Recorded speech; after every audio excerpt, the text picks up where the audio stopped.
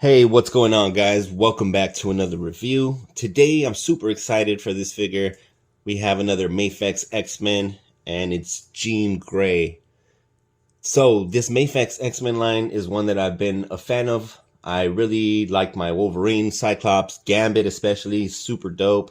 I didn't get a chance to pick up Psylocke, but hopefully I do in the future.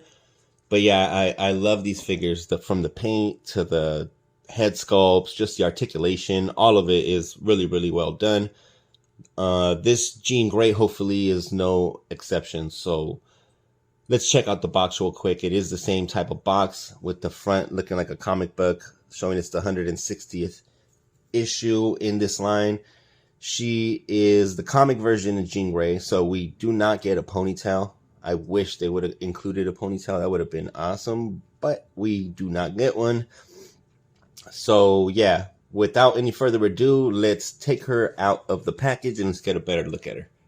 All right, so here we have her out the box on the rotating platform, and she's looking really good so far. First impressions are very promising.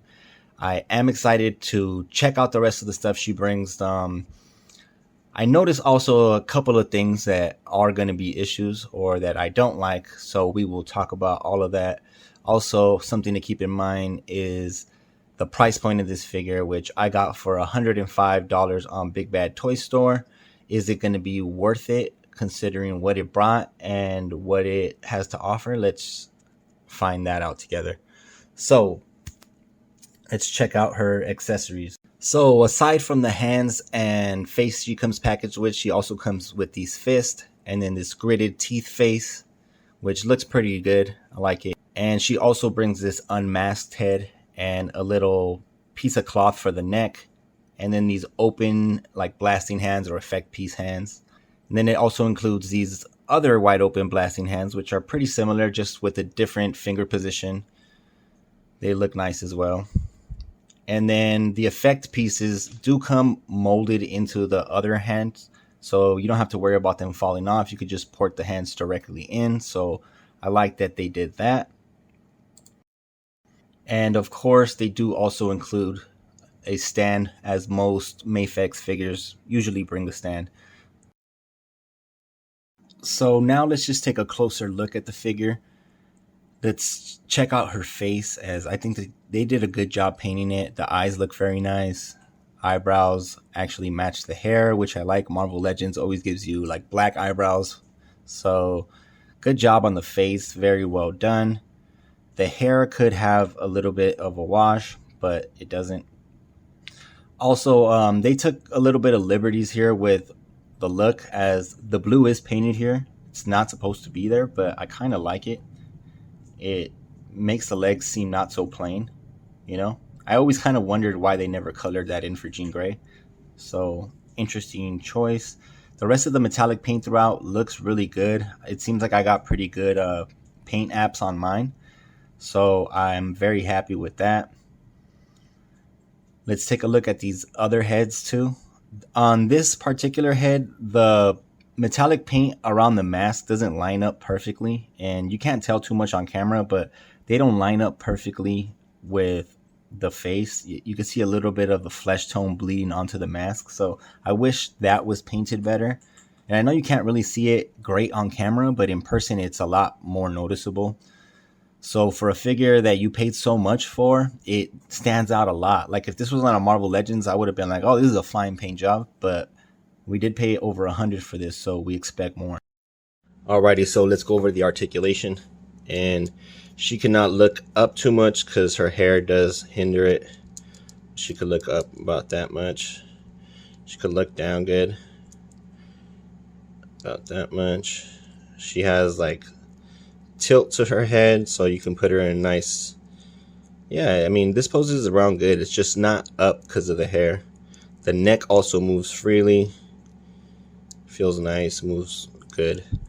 The arm can do a full 360. It can go up that much. There is a swivel at the bicep, a double jointed elbow, but it doesn't give you as much range as you would like. And there is a hinge and swivel at the wrist. The chest can swivel and crunch, and so can the midsection. There's a crunch to it and a swivel. Works good. The legs can drop down and give you pretty good range. I like that there. There's a double bend at the knee. Looks good. There's a swivel and a rocker hinge at the foot and toe articulation. So yeah, I mean, overall, these also can be moved into place to cover up these gaps. Kind of reminds me of SH Figure. It's how they do like Goku. But yeah, overall, the articulation is pretty good. I do like it. I just wish these gaps were different. And I think she also has a butterfly joint, but it's just, yeah, it's a slight butterfly joint.